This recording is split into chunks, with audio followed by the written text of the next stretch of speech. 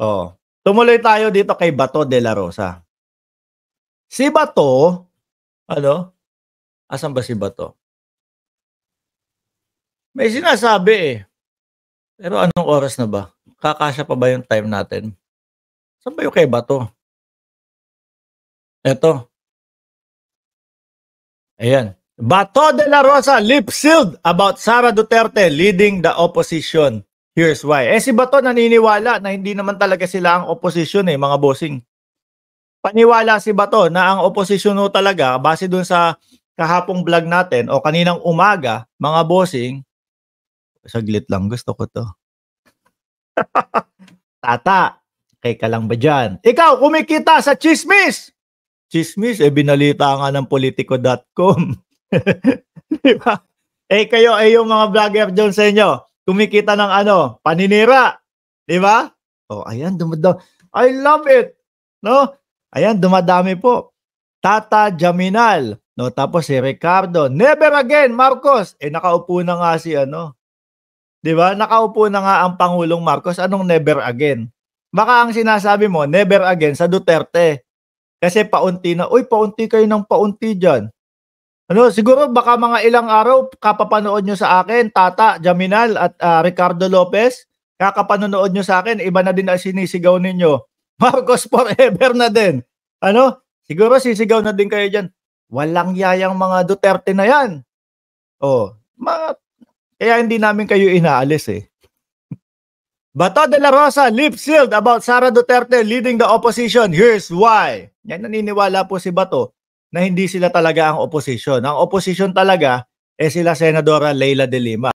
Senator Ronald de la Rosa remains mum about the possibility of Vice President Sara Duterte leading the opposition under the President Ferdinand Marcos Jr. Nakakahiya yun kapag tinanggap niya yan. Nakakahiya yun. Pero niyo, wala silang mapuntahan pati yung mga senadores nila.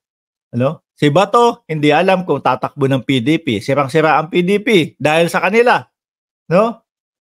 Hindi naman daw sila tatanggapin din sa oposisyon. Pogosisyon nga, sabi ni Eugene Balingit. Dapat magtayo na kayo ng pogosisyon ninyo. At isama nyo ito, sila Ricardo. Sila Ricardo. Isama nyo yan. Yan ang mga boboto. Ilan ang boboto? Si Ricardo. Tapos yung isa dalawa na sila. Ricardo, meron ka bang pampakalma dyan? Baka atakihin ka dyan tapos sisihin ng kapamilya mo.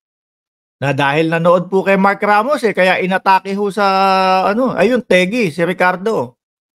De la Rosa was asked for his reaction about the possibility that the Vice President would lead the opposition. Si Roque lang naman ang nagsasabi niyan. Since resigning from the Marcos cabinet as Department of Education. At take note, sinasabi pa ho nila, mga kababayan, sayang, kawalang, sayang na isang kabawasan sa gabinete ni Pangulong Bongbong Marcos, si Inday Sara Duterte. Kung hindi nagpe-perform ng maayos. Although naniniwala tayo na tumatrabaho siya, pero kung hindi kaya ng utak, di ba? Kung hindi kayang gampanan di ba? Kailangan, palitan. Mabutit nga, nag-resign na. Hindi na hinintay magtanggal. Dami pang sumisigaw nun. Di ba? Nilangaw yung ninyo? Nilangaw yung Sara resign movement ninyo? Tumatak sa taong bayan. Na-realize ng taong bayan. Ayun. Mga bossing. Sablay. Naparesign ang BP. As I have said, diyan ako to support her all the time. Ang opposition naman is issue-based. Hindi ako naniniwala doon. Hindi personal. Naniniwala ho ba kayo? Ganun po ba yung nangyari, mga kababayan? Doon sa mga mautog-mautog nila. Kasi yan naman po ang pinanggagalingan Yan yung pinanggalingan po ng pagiging opposition daw po nila. Dahil doon sa mautog. May narinig po ba kayong maganda doon sa opposition? Naging issue-based po ba sila doon sa opposition? O puro personal na atake na wala pong mga katotohanan? Gano'n ang nangyari, di ba? Kaya hindi ako naniniwala dito. Si Bato nga lang ho ang nakapag-ano yata, nakapag-hearing sa Senado nang walang sapat na ebidensya, pinatulan pati Xerox copy. Isa din ho yan sa nakikita ko kaya nabaklas si Senate President Miguel Zubiri bilang presidente po ng Senado. Tapos iiyak-iyakan ni Bato. Nalulungkot daw siya. Yung pala, isa siya sa bumoto. Judas pala ito talaga. Hanggang spekulasyon lang tayo, mahirap magsalita on her behalf. Ako, naniniwala ho ako mga kababayan, hindi papatulan ni BP yan. Hindi papatulan ni BP yan. Kaya nga nila kunyari, pinapausbong itong itong kunyaring awayan ho, ni Bungo. Ni Bungo at ni Max. Max. Si Baste Duterte. Kunyari lang ho yung awayan nilang yan. Makita mo kasama ni Bungo, si dating Pangulong Duterte. Estratehiya lang niyang mga yan, mga bossing. No? Kaya nga ho nila, inaalis sa pandinig ng taong bayan na si Bungo pumupunta o hindi sumasapi doon sa kanilang mautog-mautog kasi alam nila, yung mautog nila nakapagpalala doon sa sitwasyon ng kanilang mga politiko, mga kababayan. O tapos sasabihin, invite natin si Inday Sara Duterte. Di lalong wala na. Ano ho? Di lalong yung 2028 lumayo na ng lumayo sa inaasam ng ating Vice Presidente na maging Pangulo. De La Rosa surmised that the Vice President let go of her cabinet post since the falling out between her father and President Marcos. Isa din po yan. No? When the two traded barbs about alleged use ng droga. Wala naman silang napatunayan ho.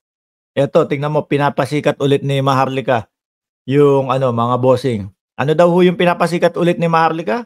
Yung pulburon video? Wala na. Nagsawa na ho ang taong bayan panoorin.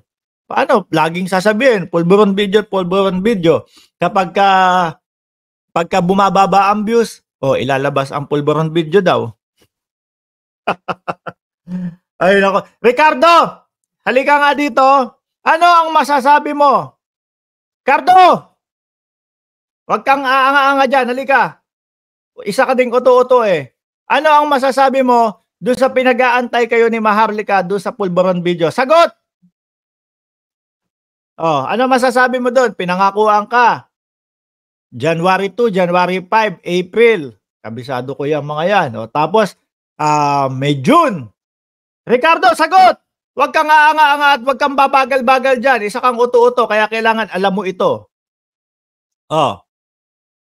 Mas nauna pang lumabas yung video ni Baste. Pero yung video naman ni Baste, hindi ho natin alam kung saan siya sabog nun. Sabog ho ba sa alak? O kung saan man ho, mga kababayan. Basta, sabog look. Di ho ba, mga bossing? Sabog look. Hindi natin sinasabi na bangag sa kung ano mang ipinagbabawal na gamot. Pero sabog look. Ricardo! Halika, sa anak ng tinapa? Wala na, kapag ka tinanong ka, ganyan na sasabihin. Yan ho ang style ng mga DDS, mga kababayan. Pag tinanong mo, lalayo ho yan. Ano ho, mga bossing. Kanina pa type ng type. Ngayon, tinatanong natin, baka mamaya magbago yung isip nating mga nanonood dito. Baka biglang maging followers na tayo ni Maharlika. Pag tinanong, wala na, ang layo na. Never again. Tatak, DDS. Sabi ni Ricardo, bakit ayaw magpa-test ni BBM? Bakit magpapatest? Wala naman kayong napapatunayan. Yung pulburon video, layo. Anak ng tinapa talaga. Kaya ayaw kong yung sinasabi, yung mga hamon-hamon na, Mark, debate daw kayo nitong ganito. Ganyan lang din ho ang gagawin ng vlogger nila, mga kababayan. Hindi yung isang tanong, isang sagot, 1 + 1 = 2. Ang sasagot nila, napakalayo ho, mga kababayan. Kasi ayaw nilang maipit. Oh, style mga DDS 'to, mga tatak DDS ito, ganyan mga bossing. Ang tanong natin, ano ang masasabi niya doon sa mga date na ipinapangako ni Maharlika? Ang sagot, oh ay ah! Ang hina, lalong nabubuko. Naaanga-anga talaga kayong mga DDS na mahina ang inyong mga kokote. Hindi ho makasagot ang taong 'to. Ricardo Lopez, mabutit mabuti hindi mo linagyan ng picture 'yan kundi nakakahiya ka. Kundi nakakahiya ka. Tatak DDS, 'yan mga kapatid, mga boss, Chief Amo Sir. Oh. Tuloy natin 'tong kay Bato. De La Rosa, Sir May, nabasa. I can only speculate that she is no longer happy and comfortable being a member of the cabinet. Naniniwala naman kami diyan. At dapat maniwala din kayo sa amin na hindi na din masaya ang taong bayan sa mga Duterte at hindi na din po masaya ang taong bayan, no, kung paano patakbuhin ng Vice Presidente ang Department of Education. Di ho ba? Ganyan dapat ang sagot. Regards, kung ano yung tanong, yun ang sagot. Palayo ka ng palayo Di ba? Hindi na masaya ang Vice Presidente sa kanyang doon sa kanyang Department of Education na trabaho. Kahit naman ho sino, kung hindi alam patakbuhin, sino magiging masaya doon. Pero kung alam mo yan, masterpiece mo yan, mga kababayan, ay nako. Malamang sa alamang po napakasaya ng ating Vice Presidente at kasama na din po doon, mga bossing, yung pagiging masaya ng taong bayan. 'Di ba?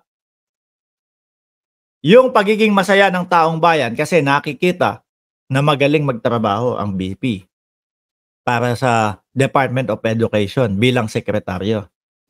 Mga kababayan. Ganun lang ho yun. Si Ricardo, pag sumagot, bakit nasa 2028 na to? Cards!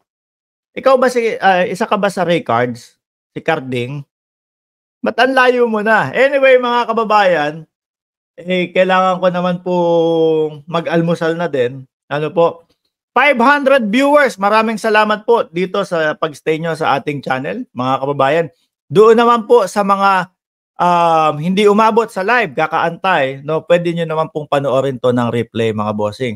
Shout out po sa inyong lahat, mga boss, Chief Amo Sir. Bago po kayo lumabas dito sa ating channel, huwag nyo pong kalimutan na pindutin yung like at yung subscribe.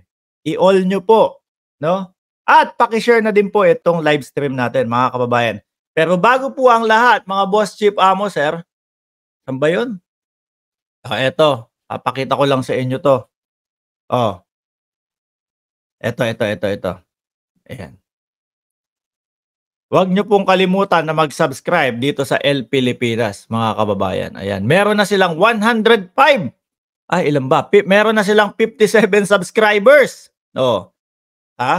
Kung gusto nyong makinood o mapanood yung mga hearing sa Senado at sa Kongreso, nandyan po lahat yun, mga kababayan. Muli po, maraming salamat and God bless po sa ating lahat. Oy, Ricardo, wag mong kalimutang inumin yung pampakalma mo o wag mong kalimutang inumin yung gamot mo sa high blood, okay? Paalam.